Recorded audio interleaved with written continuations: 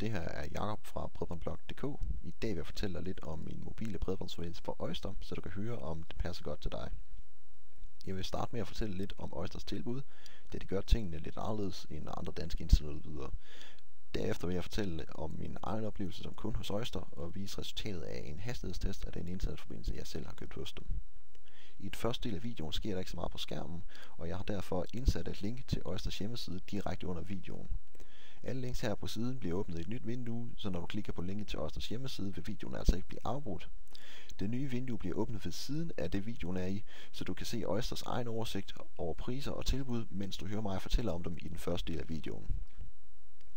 Øster er et forholdsvis nyt lavprisselskab, som er ejet af 3mobil. De er en ret speciel internetudbyder, da de kun tilbyder mobil bredbånd og kun har én hastighed at vælge imellem, nemlig 2 megabit per sekund. Grunden til, at de kun har en 2 megabit forbindelse er, at det er den hastighed, som passer bedst til de fleste mennesker, og ved kun at tilbyde én hastighed, jamen, så kan de spare nogle penge, og derved tilbyde billigere forbindelser.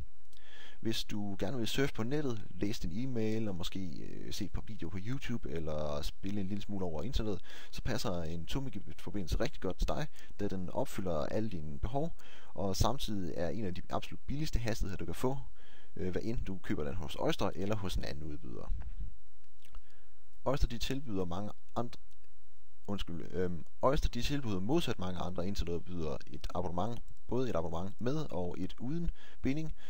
Hvis du har planer om at opsige din internetforbindelse inden for de første 3 måneder efter du bestilte den, så bør du vælge den forbindelse uden binding.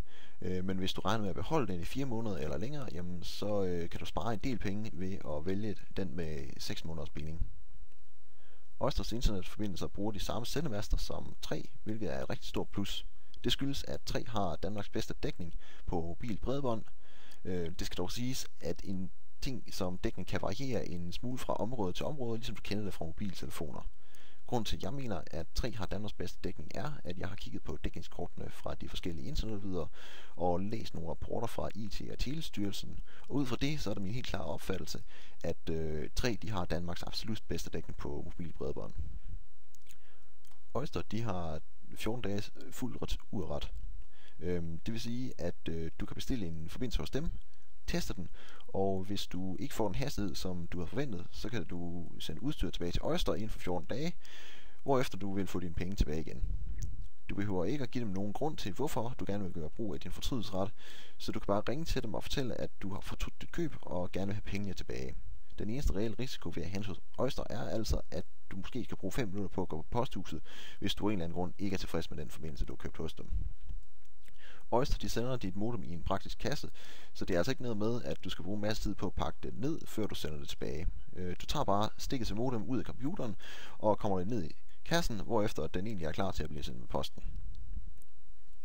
I resten af videoen vil jeg fortælle om min egen oplevelse med Øster, samt vise resultaterne af en hastighedstest, jeg har lavet af den internetforbindelse, jeg har købt hos dem. Jeg købte internetforbindelsen en fredag formiddag og fik den med posten om mandagen, så de har altså ikke nogen problem med at levere modem inden for de 2 dage, som de skriver på deres hjemmeside, at de forsøger at levere det på. Jeg har nu brugt forbindelsen i knap en uge, og hastigheden den har svinget en smule.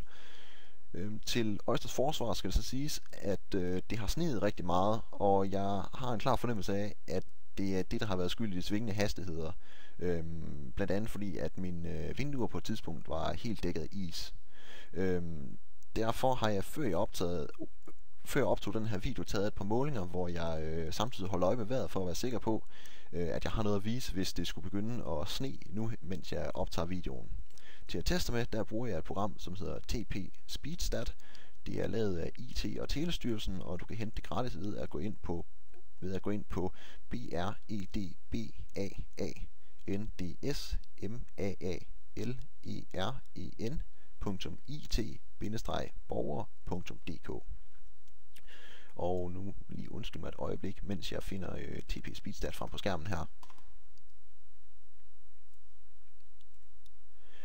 Det vi ser nu er resultaterne af de test, jeg lavede for lidt tid siden, hvor jeg holder øje med, at det ikke snede. I øverste vindue kan du se, at alle de 12 gange, jeg har målt, så har hastigheden ligget lige omkring de 2 megabit, som Øster lover.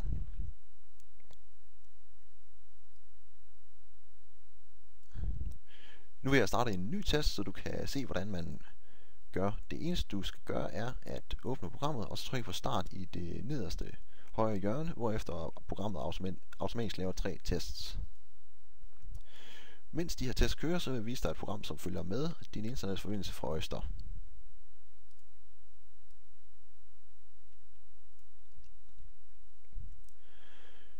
Programmet det hedder Mobile Partner, og det viser dig blandt andet statistik for, hvor meget data der bliver overført mellem din computer og resten af internettet.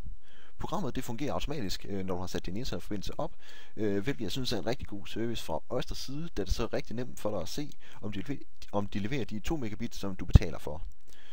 Du skal være opmærksom på, at programmet viser hastigheden i kilobyte, og hvis du vil omregne det til megabit, så skal du gange det med 8, og så dividere det med 1024. Lige nu der viser Mobile Partner, at der bliver overført en masse data, da TP Speedstat er i fuld gang med at teste hastigheden. Download-hastigheden den bliver vist med en grøn kurve, og upload-hastigheden den bliver vist med en gul kurve, som kommer frem. Ja, den er lige kommet frem nu. Og som du kan se, så svinger kurverne en lille smule, og det er helt normalt. Det kan for eksempel være fordi, at der blæser lidt udenfor, eller at der måske er et træ, der står og svejer lidt frem og tilbage. Jeg vil nu sætte videoen på pause, indtil testen er færdig, så du slipper for at sidde og vente. Testen den er nu færdig, og som du kan se i det øverste højre hjørne, så ligger hastigheden faktisk lidt over de 2 megabit, som Oyster de har reklameret med. Hvis du vælger at købe din internetforbindelse hos Oyster, så vil jeg anbefale, at det første du gør, når du får den, er at teste hastigheden, som du har set mig gøre her i videoen. På den måde kan du være sikker på, at alting er, som det skal være, og hvis du mod forventning skulle få et problem med den, jamen så kan du benytte dig af din fortrydelsesret og få pengene tilbage.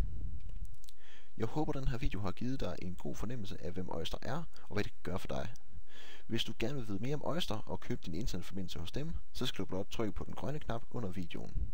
Den vil tage dig direkte til en oversigt på Oysters hjemmeside, hvor du kan se deres tilbud og priser.